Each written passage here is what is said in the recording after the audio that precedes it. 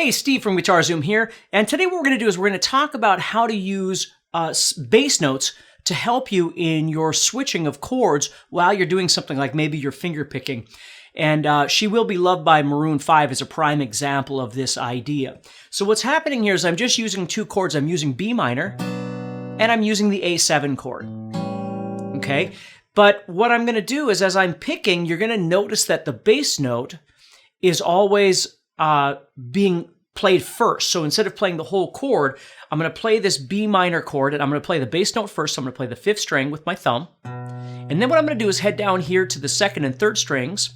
And it doesn't matter what fingers you use, and you might pick this differently than me. It's just for an example here. So what I'm going to do is play that fifth string, and then I'm going to drop down and do these two strings.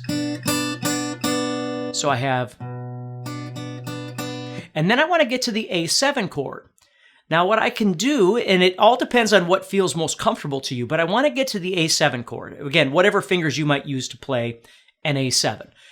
But the cool thing is in the writing of a song like this, and I'm going to show you another example of another song in a second here, but as I play this, I'm going to go to the fifth string open before I go to the rest of the chord. And what that does is it gives me just a little bit of time to prepare for the A7. The A7 doesn't need to be ready right away. So when I go...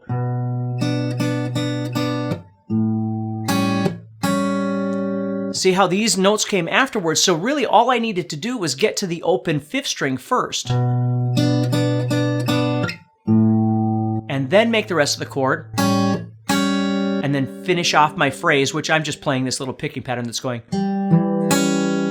And then I've got to get back to the B minor. Now again, there's my B minor. But let's say it was hard for me to get there right away. Well, the cool thing is after I do that pattern,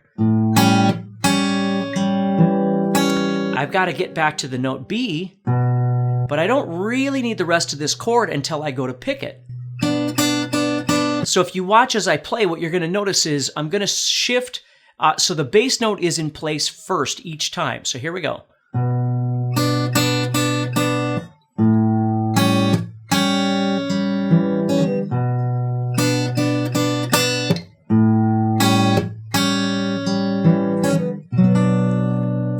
See that? So it's a really neat way of being able to switch your chords and still have availability. Like let's say it takes you just a little bit of time to get that next chord ready. And I've often wondered when people write songs like this is if they're doing this on purpose because, again, not because they're not talented and all things like, I'm not saying that. What I'm saying is it's just a natural thing. Let me show you another song that you might have heard of before.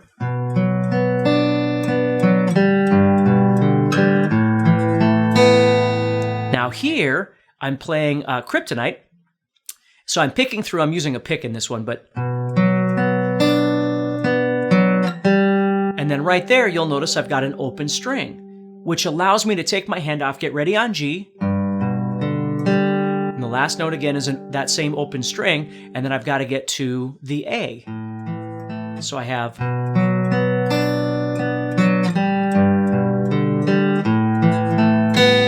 And then there... I go to an open B string. So each time I change chords, there's this open string.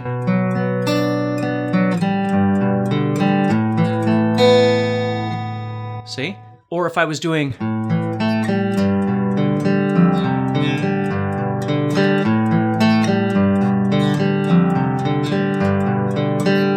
See? So there's Blue Oyster Cult, and I've got that open third string each time.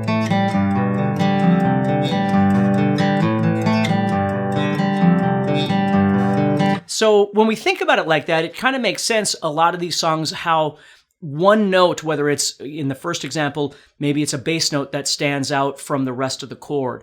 Or in this case, maybe it's an open string that we're using consistently to help us in moving chords.